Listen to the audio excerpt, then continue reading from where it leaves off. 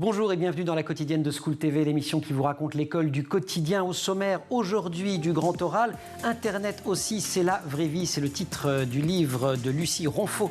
Hasard, il est illustré par Myrion Mal et elle est aussi, Lucie, notre invitée. L'anti-sèche d'Amal Laoui ou comment l'actualité résonne dans les programmes scolaires. L'actualité, eh bien, c'est cette votation en Suisse en faveur de l'interdiction de la pub pour le tabac accessible aux jeunes. Et on va donc parler prévention santé avec Amal. Et toujours avec Amal à l'heure de la récré, on va vous présenter Océane. Elle est double championne d'Europe de full contact, anciennement victime de harcèlement et de grossophobie. Et puis comme tous les mercredis, on pousse la porte de l'infirmerie où nous attend notre psy Sophie Marinopoulos.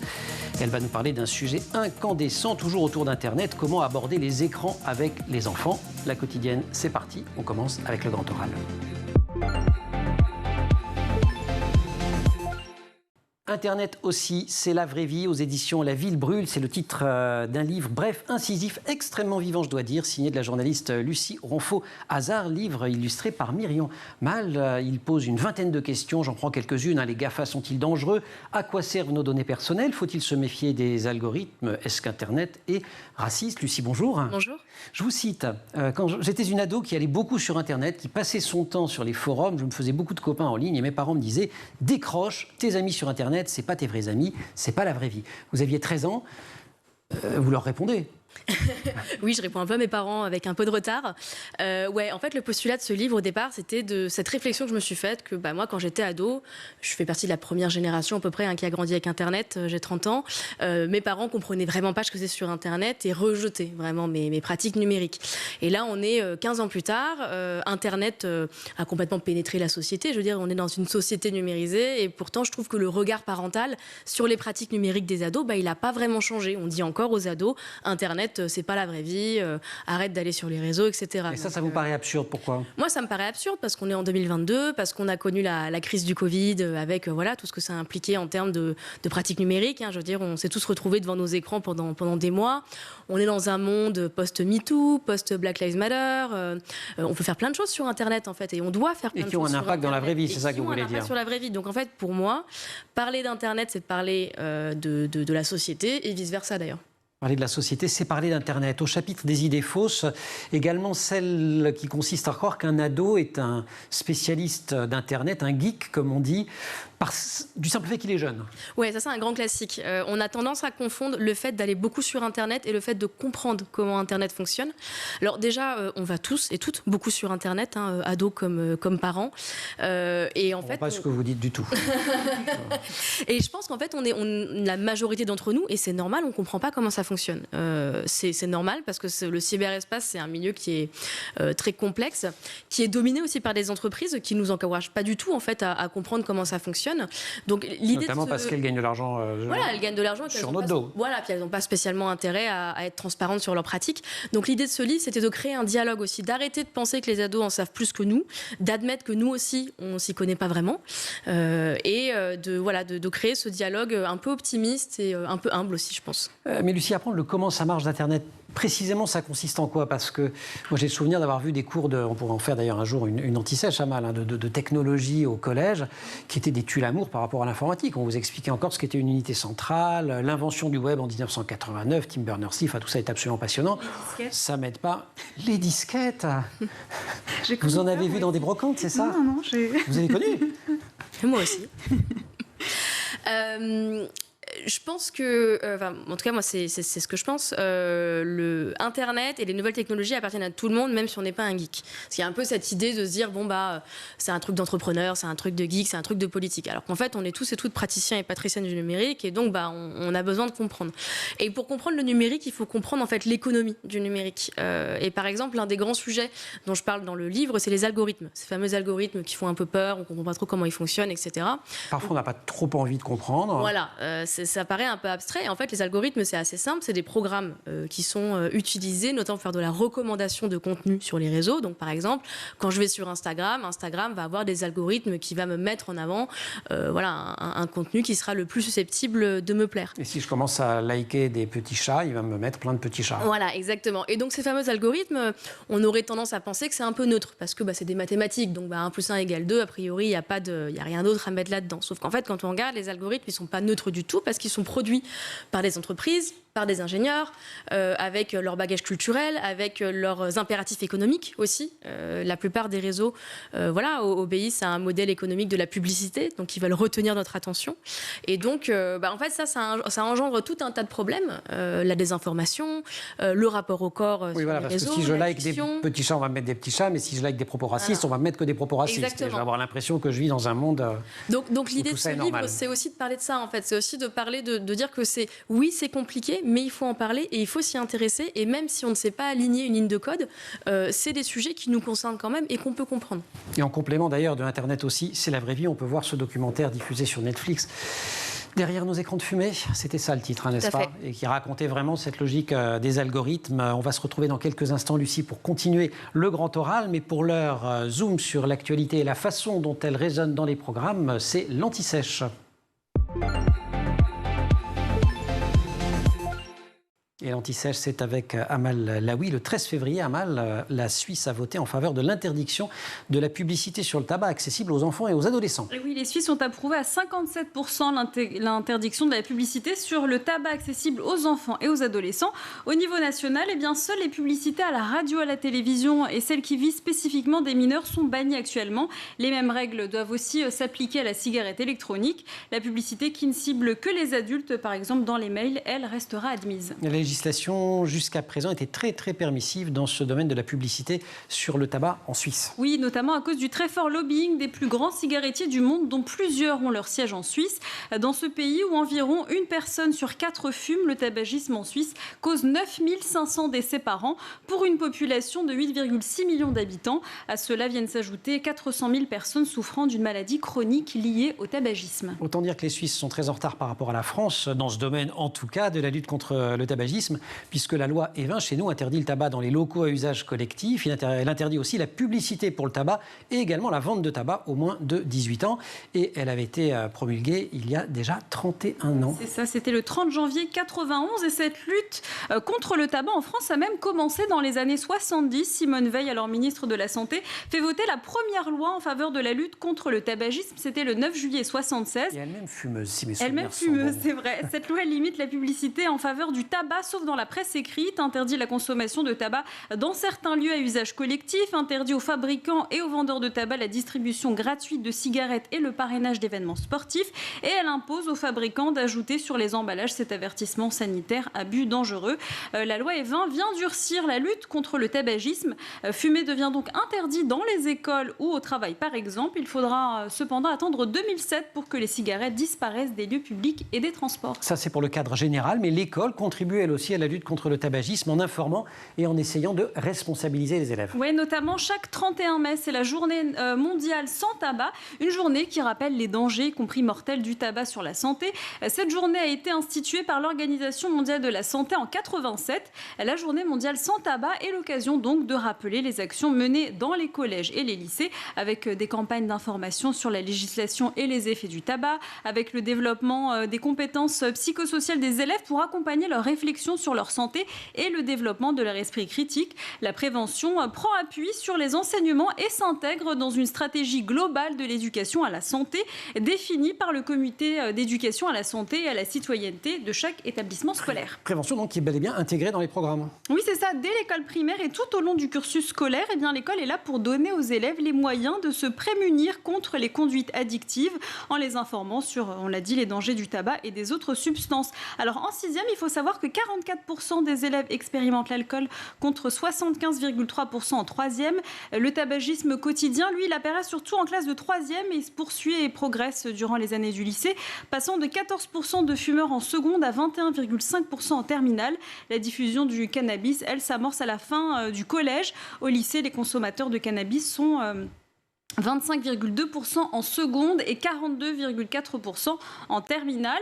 Et le ministère et le Comité national contre le tabagisme, le CNCT, ont conclu un partenariat, c'était le 25 octobre 2011, pour favoriser donc le développement d'actions d'éducation à la santé, de prévention et de lutte contre la consommation du tabac. Merci Amal. Je dois dire que ce 49,4% de consommateurs de cannabis et de consommatrices de cannabis en classe de terminale est assez spectaculaire. Internet, ça peut être addictif typiquement, ça fait partie des risques.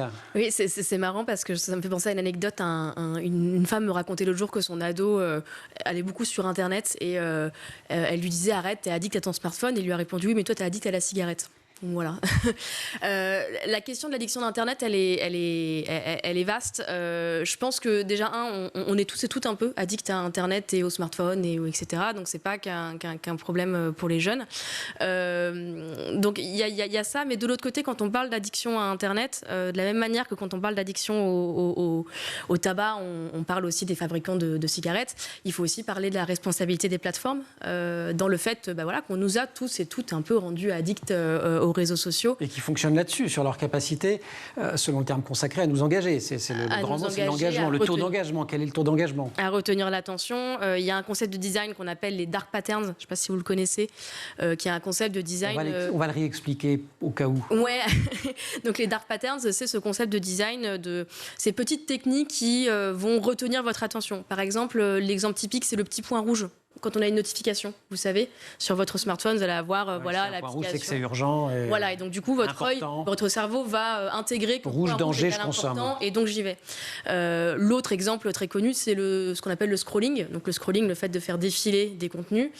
Si je vais sur Instagram et que je scrolle, en fait, je peux scroller à l'infini. Il n'y a rien qui s'arrête. J'ai pas besoin de charger. Il n'y a pas de bas de la page. Voilà, il n'y a pas de bas de la page. Et donc ça, en fait, c'est fait pour nous pousser à rester encore et encore et encore et encore. Donc quand on parle d'addiction à Internet, il faut aussi parler de ça. Merci beaucoup Lucie, merci Amal. On se retrouve tout à l'heure pour la récré et Lucie dans 3 secondes pour la suite de notre grand oral.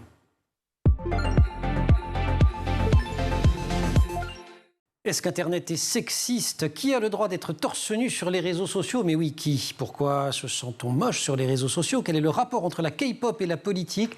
Internet aussi, c'est la vraie vie. Formidable livre, je dis petit, il n'est pas si petit que ça, mais voilà, c'est pas non plus une thèse. Il est surtout très agréable à lire, très très percutant. Il est sorti aux éditions La Ville brûle et il est donc signé de la journaliste Lucie Ronfaux-Hazard, illustré par Myriam Mal.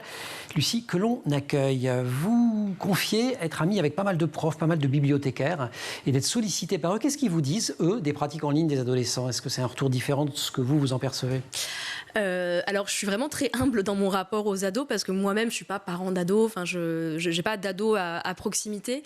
Donc, je découvre toujours des nouvelles choses, en fait, quand je parle avec mes amis profs, avec mes amis bibliothécaires.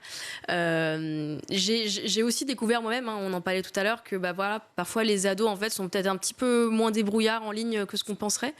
Par exemple, j'ai un ami bibliothécaire qui me racontait qu'il a des ados avec lui qui sont très doués sur smartphone et pas du tout sur ordinateur. Parce qu'en fait, ils ont l'habitude d'avoir un smartphone. Mais par contre, l'ordinateur, ils n'en ont pas à la maison et du coup, ils sont beaucoup moins à l'aise. Et ça pose des vraies questions d'accessibilité. Par exemple, aujourd'hui, en tant qu'adulte, on déclare nos impôts sur Internet, on fait plein de choses sur Internet très sérieuses, généralement sur un ordinateur. Quand on est face à une génération qui a l'habitude de consommer du numérique sur smartphone, ça pose des vraies questions. Ce qui a posé beaucoup de problèmes pendant le confinement d'ailleurs, puisque beaucoup d'outils d'enseignement à distance étaient conçus pour ordinateur. Soit il n'y en avait pas, soit ils ne savaient pas très bien s'en servir. On peut se demander aussi pourquoi il n'y avait pas que personne s'était rendu compte que tous les ados avaient des smartphones et on aurait peut-être pu leur développer plus d'outils sur tablette ou sur smartphone. Lucie, l'adolescence, c'est un âge très très sensible dans tous les sens du terme. Est-ce que vous avez aussi pensé à ces ados-là, à les protéger ? On peut se faire très mal sur Internet. Quand on dit sur Internet, comprenons-nous avec le numérique, les réseaux. Complètement. Alors, c'est vrai que ce livre a pour but d'avoir un point de vue optimiste, mais pas naïf, parce qu'évidemment, Internet, c'est des chances et aussi des dangers. Moi, la manière dont je voulais traiter ces dangers, c'était en ne culpabilisant pas les victimes, parce que je pense que malheureusement, quand on parle des menaces d'Internet aux ados, on a tendance un peu à les culpabiliser. Typiquement, une victime de cyberharcèlement, on va lui dire... Pourquoi tu as envoyé cette photo de toi tout nu ? Alors voilà, pour le revenge porn, ça c'est un bon exemple. Donc, le revenge porn, donc, qui est l'acte de publier des photos nues d'une personne sans son consentement. Donc généralement, c'est des ex-petits copains en fait, qui font ça avec leurs copines, leurs ex-copines. Et typiquement, une jeune fille qui est victime de ça, on va souvent lui dire t'avais qu'à pas envoyer ta photo de toi nu. Et pour moi, c'est une double violence terrible de dire ça à une jeune fille.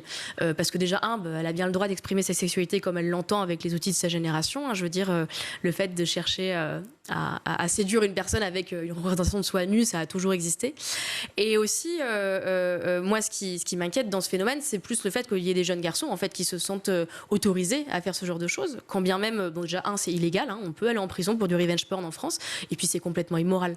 Donc voilà, c'est un peu le rapport que j'ai voulu avoir dans ces dangers, c'est de bien faire comprendre aux ados que oui, ça peut être dangereux, mais aussi que quand ils se font agresser, de la même manière que dans la rue, je ne suis pas responsable si une personne me met une baffe, si je suis victime d'une violence en ligne, c'est pas de ma faute non plus. Je suis pas coupable. On peut aussi se sentir très vite moche, dites-vous dans le livre, sur Internet. Là, il n'y a pas de violence, qui vous est spécifiquement destinée, mais à force de voir de belles images, etc. Comment on fait quand on est jeune? On peut jongler avec les algorithmes aussi, on peut les amener à ne pas nous montrer que des images de ce genre. Ouais, c'est intéressant comme sujet. Donc il y a une vraie inquiétude des ados sur le rapport au corps vis-à-vis d'Instagram, de TikTok, tous ces réseaux sociaux qui sont très basés sur l'image. Et à un tel point que je pense que les ados comprennent qu'il y a des algorithmes et qu'il y a un peu ces algos qui vont vous montrer un peu toujours les mêmes images, qui sont en fait un peu les mêmes images qu'à la télé ou au cinéma. Je veux dire, on voit toujours le même type de personnes à la télé, qui sont des gens fins, blancs, etc. Donc ça, les ados en ont à peu près conscience. Ce qui est intéressant, c'est qu'il y a un phénomène j'ai rencontré une jeune fille l'autre jour qui me disait, moi, je me considère comme grosse et je suis noire.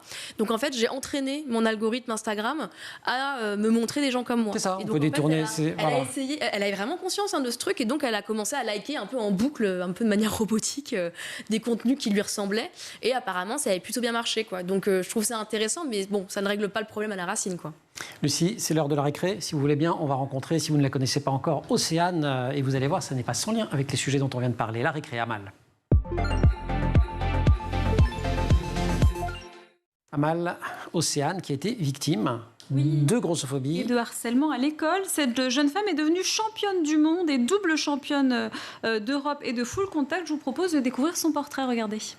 Le harcèlement, il est venu quand elle est rentrée en petite section. Un jour, elle avait une perfusion et les enfants, tout de suite, ça a été moquerie. En fait, t'es pas comme nous, t'es un robot. Et ça a été loin parce qu'il y avait un garçon qui était beaucoup plus âgé, qui était venu avec une arme blanche. Océane a été déshabillée, humiliée. Donc ça a été vraiment 3 ans que je pourrais qualifier de calvaire. Aujourd'hui, je suis une fois championne de France. Ça va? Ça va? Ouais, ça va. 2 fois championne d'Europe. Salut. Ça va? Ouais. Et 1 fois championne du monde. Je vais me changer. Tu as à ton actif 58 combats, 55 victoires, 3 par KO. Salut! Pas mal, ce portrait d'Océane. Définition des termes, la grossophobie? La grossophobie, c'est l'ensemble des discriminations subies par les personnes en surpoids. Elle s'exprime dans la sphère privée, mais aussi dans la sphère publique. Et la grossophobie commence souvent sur les bancs de l'école. Et pour lutter contre cette grossophobie, il y a de nombreuses associations comme Gras Politique qui aident les établissements scolaires à lutter contre ce fléau. Des associations qui proposent donc des outils pour aider les professeurs avec, par exemple, la construction de cours sur cette problématique en utilisant des supports tels que des articles de presse, des vidéos, etc. Et en rattachant ce problème à un point précis du programme scolaire. Alors on peut être victime aussi de harcèlement et de harcèlement scolaire quand on est différent, je le dis avec ces mots-là, et ça peut être quand on est victime de grossophobie, par exemple, on va rappeler la loi. Oui, toute forme de harcèlement scolaire est condamnée par le Code pénal, article L511-3-1. Aucun élève ne doit subir de la part des autres élèves des faits de harcèlement ayant pour objet ou pour effet une dégradation de ses conditions d'apprentissage susceptibles de porter atteinte à ses droits et à sa dignité ou d'alerter sa santé physique ou mentale. Ou d'altérer sa santé physique ou mentale. Mais on est deux. Parce que moi, je dis des bêtises quand je dis qu'on est différent, quand on est perçu comme différent par les autres, évidemment, puisqu'on a tout à fait le droit d'être comme on est. Et alors, en revanche, si on reste sur Océane et sur ces questions de surpoids ou d'obésité dans l'enfance, ils sont connus pour avoir un impact significatif sur la santé. Oui, c'est ça. Selon l'OMS, en 2019, 38 millions d'enfants de moins de 5 ans étaient en surpoids ou obèses. Plus de 340 millions d'enfants et adolescents âgés de 5 à 19 ans étaient en surpoids ou obèses en 2016. Les enfants en surpoids et obèses sont susceptibles de rester obèses jusqu'à l'âge adulte. L'obésité, on le rappelle, c'est une maladie qui est associée aux principales causes de décès dans le monde, notamment le diabète, les maladies cardiaques, les accidents cardiovasculaires et certains types de cancers. Et l'école tente de lutter contre, elle a un rôle à jouer. Elle a instauré tout récemment 30 minutes d'activité physique par jour, en plus des cours d'EPS. Harcèlement. Ouais, moi le sujet du cyberharcèlement. Lucie, j'ai même pas besoin de formuler la question. J'ai des choses à dire, effectivement. Ouais, je sais. Bon, alors c'est un vrai fléau, qui est notamment chez les plus jeunes. L'association féministe contre le cyberharcèlement a sorti une étude avec Ipsos la semaine dernière à ce sujet, qui disait que 81% des 16-25 ans ont déjà subi du cyberharcèlement. Enfin, je ne sais pas si vous vous rendez compte, c'est énorme. C'est tout le monde. Et c'est quasiment tout le monde. Et alors, ce qui est intéressant, c'est quand on regarde en fait dans le détail la fréquence du cyberharcèlement et qui il touche, en fait, on se rend compte que plus on fait partie de ce qu'on appelle une catégorie minorisée, plus on risque en fait de subir du cyberharcèlement. Déjà, les premières victimes de cyberharcèlement en France et ailleurs, c'est les jeunes filles, c'est très clair, qui subissent du harcèlement sexuel, etc. Et dès que ces jeunes filles sont pas grosses, sont porteuses d'un handicap, ne sont pas blanches, tout de suite le cyberharcèlement va s'aggraver. Donc de la même manière que dans la vraie vie. Un effet cumulatif. Voilà, mais c'est comme dans la vraie vie, encore une fois, on en revient là-dessus. Dans la vraie vie, quand on fait partie de ce genre de catégorie, malheureusement, on subit plus de violence. C'est la même chose sur Internet. Car Internet aussi, c'est la vraie vie. On y revient. C'est le titre de cet ouvrage. Et Lucie Ronfaux Hazard est notre invitée du Grand Oral. On la retrouve dans quelques secondes. Je continue à lister quelques-unes des questions auxquelles vous répondez dans ce livre. Comment lutter contre les mésusages d'Internet? Le numérique est-il dangereux pour la planète? Peut-on devenir riche grâce au Bitcoin? Pourquoi la modération des réseaux sociaux est-elle si nulle? Les réseaux sociaux nous rendent-ils bêtes? Et donc tout cela dans Internet aussi, c'est la vraie vie. C'est davantage un thème transversal dans votre livre, c'est celui de la neutralité des algorithmes. Vous l'avez un tout petit peu abordé, cette erreur sur la neutralité des algorithmes. Mais on pourrait aussi l'aborder, par exemple, en cours de mathématiques à l'école, parce qu'un algorithme, c'est une formule, au fond. Il y a plein de façons de décoder la chose. Complètement. Je pense que quand on parle des algorithmes, on a tendance à avoir une approche très scientifique. Donc, on va confier les réflexions algorithmiques aux ingénieurs, aux mathématiciens, qui sont évidemment importants. Sauf qu'en fait, réfléchir au numérique, c'est aussi réfléchir d'une manière sociologique, en termes d'éthique, en termes d'histoire. Il y a plein de questions, en fait, qui sont posées par ces algorithmes. Et c'est ce que je voulais faire comprendre en parlant de ce livre, dans ce livre. Ce que vous faites très bien comprendre, vous parlez aussi du modèle économique et du rôle des algorithmes dans le modèle économique. Je n'ai pas noté le chiffre, mais il est assez frappant. Un internaute sur Facebook, ça rapporte une fortune à Facebook tous les mois. Oui, j'ai plus le chiffre en tête non plus, je suis désolée, mais effectivement, en fait, je pense qu'il faut qu'on ait conscience que... Je crois que c'est de l'ordre de $10 par mois. Comme ça, on est d'accord. Au niveau mondial. Ouais. Donc, le modèle économique des plateformes, je vais radoter, mais vraiment, il est très important en fait, à comprendre, parce que comprendre comment ces plateformes fonctionnent et comprendre comment est-ce qu'elles veulent se faire de l'argent, c'est comprendre en fait beaucoup de phénomènes qui ont trait à la société. Enfin, typiquement, la désinformation, qui est aussi un vrai sujet auprès des ados, ça, c'est un sujet économique avant tout. Lucie, dernière question avant de faire un tour dans l'infirmerie. Vous avez publié un roman. Oui. Les règles du jeu. Et c'est aussi un roman sur cet univers-là, la Startup Nation, les pitchs d'ascenseur, quand on doit résumer en 25 secondes ce qu'on a envie de faire, les investisseurs. C'est aussi un roman sur des jeunes femmes d'aujourd'hui. Qu'est-ce qui vous donne, qu'est-ce qui vous a fait tomber dans cette marmite et qui vous a donné envie d'en faire votre métier? Au-delà du fait que papa et maman vous disaient que c'est pas la vraie vie. Parce qu'on m'a beaucoup dit de pas y aller. Donc oui, voilà, c'est ça. J'ai l'esprit de contradiction, j'y suis. Non, j'imagine que je suis une femme de ma génération. C'est-à-dire que c'est vrai que j'ai grandi avec et que pour moi, Internet m'a apporté énormément de choses positives. Donc c'est un domaine qui me passionne et c'est pour ça que j'ai voulu y consacrer ma carrière. Savoir aborder les écrans, vous répondez à ce type de questions dans Internet aussi, c'est la vraie vie, mais on l'a quand même posé à notre psy et c'est le jour de l'infirmerie. On retrouve Sophie Marinopoulos en poussant la porte de l'infirmerie.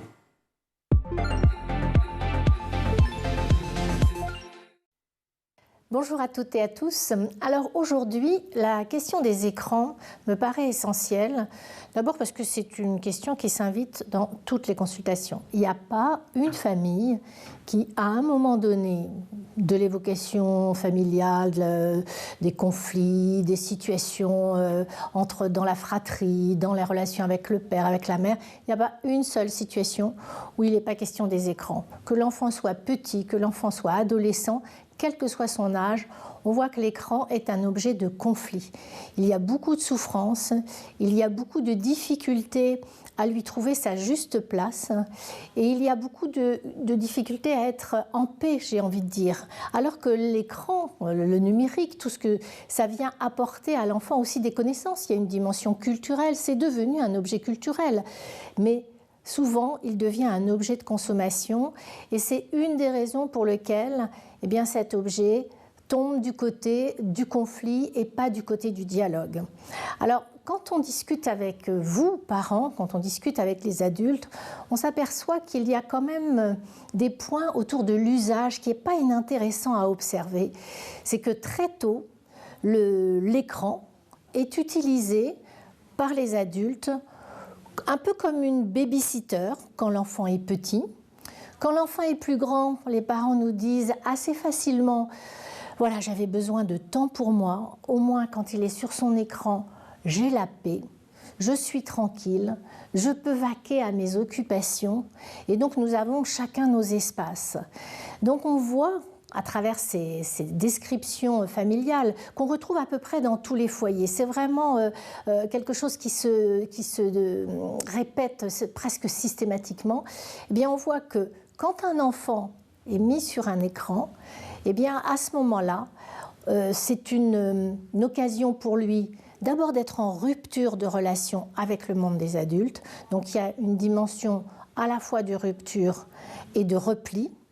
Et puis il y a une activité qui est du coup pratiquée en solitaire. Donc vraiment 2 points essentiels, on pourrait associer écran avec rupture de la relation et solitaire. Ce qui fait qu'au final, si on veut changer et si on veut réfléchir à une nouvelle place des écrans dans la famille, si on a envie que les écrans occupent une place qui structurerait finalement la famille, à ce moment-là, il faudrait le penser autrement et cesser de systématiquement lui donner, de le donner à l'enfant pour justement avoir une séparation avec lui. Donc l'idée, c'est de revoir l'utilisation, et par exemple, on pourrait dire à un enfant, mais écoute là, moi je vais avoir quelque chose à faire à la maison, si tu veux, prends un petit moment avec l'animation préférée. Et puis ce que je te propose, c'est que tu me racontes après ce qui s'est passé, tu m'expliques ce que tu as vu, on en parle ensemble, on prend du temps ensemble. C'est-à-dire au lieu de mettre l'écran et puis à un moment on dit stop, ça suffit, c'est fini. Et donc du coup, bien entendu, une autorité tombe et vient poser un conflit au milieu de la relation parent-enfant, et bien de poursuivre ce qui s'est vu et ce qui a été regardé par l'enfant dans la relation avec son parent. Donc vous voyez, du coup, l'objet de conflit devient un objet de dialogue. Les adolescents également, les adolescents, ils sont friands de faire partager. Mais très souvent, dans le rythme familial, dans la cadence familiale, eh bien cet objet-là, il est plus vu comme celui qui va permettre que chacun vaque à ses occupations. Donc l'idée, c'est de transformer, d'y réfléchir chacun dans son espace familial et de le transformer pour lui donner une place où le dialogue est véritablement au cœur des liens familiaux. Du coup, ça va structurer l'être en famille autrement et ça pacifiera les liens familiaux. Pacifier les liens familiaux. Merci Sophie Marinopoulos. Une réaction, Lucie? Oui, moi je suis vraiment d'accord, cette question du dialogue. Quand on parle de la pratique des ados de numérique, on se concentre beaucoup sur le temps d'écran. Donc ils passent 1 heure, 2 heures, 3 heures. Et en fait, on ne regarde pas avec nuance ce qu'ils y font. Et en fait, la première manière de savoir ce qu'un ado fait sur Internet, c'est de lui demander, tout simplement. Et on peut lui demander par Internet. On peut lui demander par Internet aussi. Et il y a des choses intéressantes, en fait. Il y a pas, tout n'est pas acheté, tout n'est pas nul, tout n'est pas passif. Et il faut se montrer un peu humble, en fait. En somme, c'est pas un peu comme dans la vraie vie? C'est un peu comme dans la vraie vie. Et Internet aussi, c'est la vraie vie. Allez, on l'a dit 15 fois. Lucie, merci beaucoup. Lucie Ronfaux. Vous faites toujours votre newsletter? Je fais toujours ma newsletter. Règle 30, on peut s'abonner. Et toute l'actualité du numérique, pas seulement pour les ados. Le livre, il est aux éditions La Ville Brûle. Les illustrations sont de Marion Mal. Merci beaucoup. Livre extrêmement utile, extrêmement incisif, extrêmement concret. Amal, merci également. La quotidienne, c'est terminé. Vous restez sur School TV et vous nous retrouvez où ça? Sur Internet. C'est aussi la vraie vie. Bonne journée.